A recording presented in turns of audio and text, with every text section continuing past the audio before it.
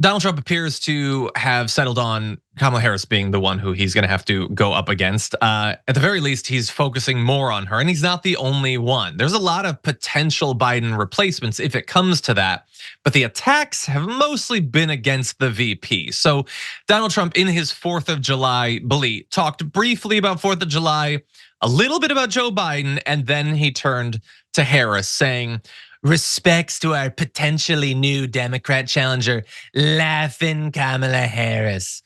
Laughing, she's laughing. She did poorly in the Democrat nominating process, starting out at number 2. And is that true? And ending up defeated and dropped out even before getting to Iowa. But that doesn't mean she's not a highly talented politician. Just ask her mentor, the great Willie Brown of San Francisco. And he doesn't go like very in depth into that, but it gives you an idea of the sorts of things they're gonna be, if you're familiar with the last 8 years or so of American politics, so the sorts of things that they're gonna be using against her. The video will continue in just a moment, but first I have a message for you. TYT needs your help. Membership is vital to survival, so please go to tyt.com/team and become a member today. The laughing thing is, they like showing videos of her laughing or whatever. She seems a little bit like, I don't know, off or something. So they're gonna put that into a bunch of ads to make her seem crazy. But she's inexperienced, but she's also a highly talented politician because they desperately want to seem like they're running against the establishment and that they are not fundamentally a part of it. So there's like some mixed messages there. But I also want to be clear, it is not just Donald Trump that is doing that. They're trotting out all sorts of people. For instance, here is Christina. She has an inability to communicate common sense to the American people. They just can't relate to her. Yeah, they prefer politicians who they can relate to. Politicians who, for instance, just drag the family pet out to a gravel pit and gut it down. It's just, of all of the people to claim that she's unrelatable, like, yeah, she might well be, but what have you been up to recently, Kristi Noem? But anyway, it's advisors Chris LaSavita, Susie Wiles saying that she lied about Joe Biden's cognitive state and supported his disastrous policies over the past 4 years. So there's gonna be a little bit of not just tying her to the policies, but tying her to how we had Biden as a president. And before we comment, I just wanna roll out one of their first cracks at an ad against her. So here, this is from, I believe it's from the National Republican Campaign Committee. Take a look at this. I have been privileged and proud to serve as Vice President of the United States with Joe Biden as President of the United States. We have a fighter, a leader with skill, vision, determination, and compassion. The Biden administration did task Vice President Kamala Harris with the issue of migrant crossings, naming her the so-called border czar. Now, migrant encounters on the southern border have skyrocketed since Biden took office. You're confident this border is secure? The border is secure. She's very politically astute. And Vice President Harris is uniquely qualified. I look to her as a successor.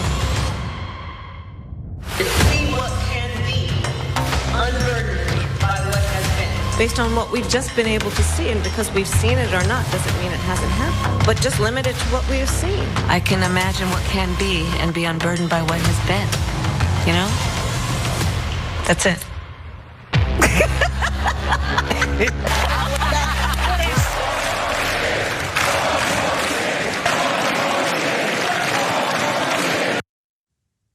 Okay, so really fast. Look, she's not my pick to replace Biden necessarily. Some of that I think is fair. Like, they're gonna tie her to the last 4 years. They get to do that. She was the VP. They're also doing it in some ways in an incredibly untrue way. She's not the border czar. She was not in charge of the border. That's just insane to say that because some anchor on TV said it. It's just not true. And then some of those quotes that they like stripped of absolutely all their context, maybe in context they don't make sense. But some of them sounded like just random phrases that are strung together to make it seem as if she's crazy. And I'm not sure that that's actually what it shows, but that's what they're going with. Brett, what do you make of it? There's a lot to say about Kamala Harris. I'll start with the last thing we saw, which was a slogan that said, "Stop Kamala." You saw the rest of the ad. It didn't create this feeling about Kamala like she's a force that needs to be stopped. Right? The only way that that's a good slogan to close with is if you don't want someone with her identity to be the president of the United States. Because everything else is like, oh, she's silly. Oh, she doesn't really string a sentence together. You don't need to stop someone like that. It's like, please, anybody, but like, wow, just more of the same. An airhead who, that's what they like to paint her as. But no, if you're trying to stop someone, like you don't want, I think that's, pandering to the racists in the audience.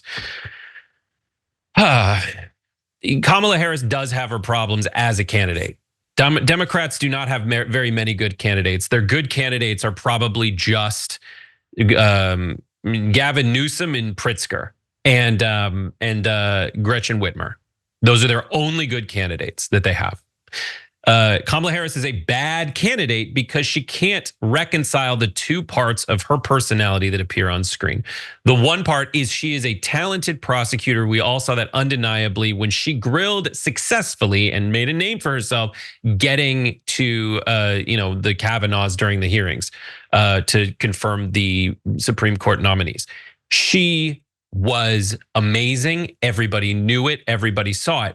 But when she's being folksy Kamala, it's just so cringe. Everybody gets the like, Mom, stop. It is unfair what people do to her, but with Trump saying she's laughing Kamala, you just point out that thing that is going to eventually rear its head, and you use that to define the candidate.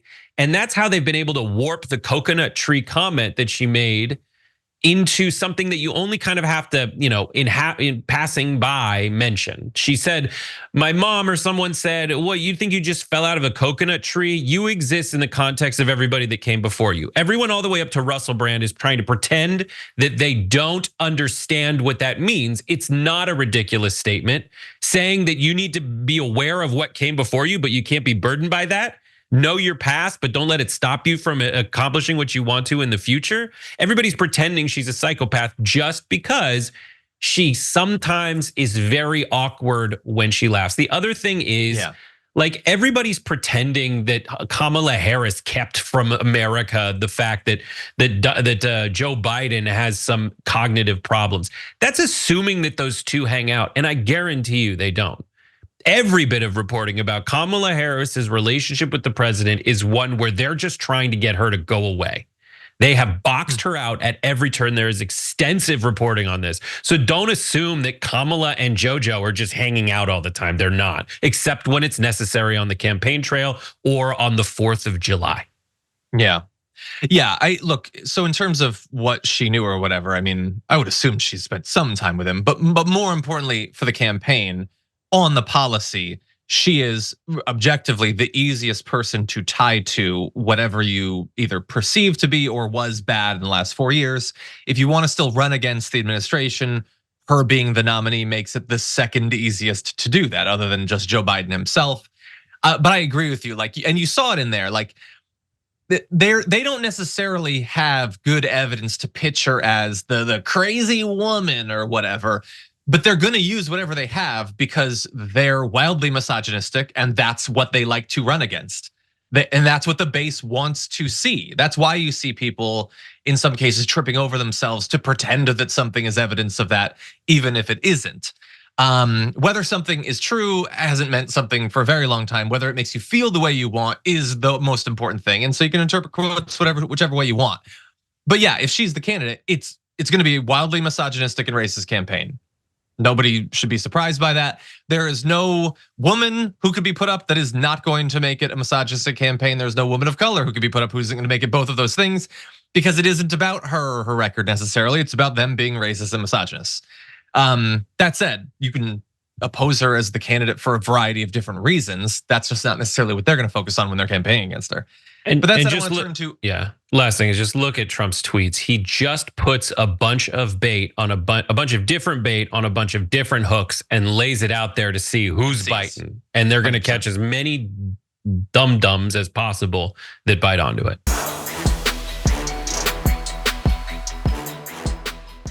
Thanks for watching our video. Did you know that you can support our show by becoming a subscriber? Just click the subscribe button and also ring the bell so that you get notifications when we're live or when we post new content.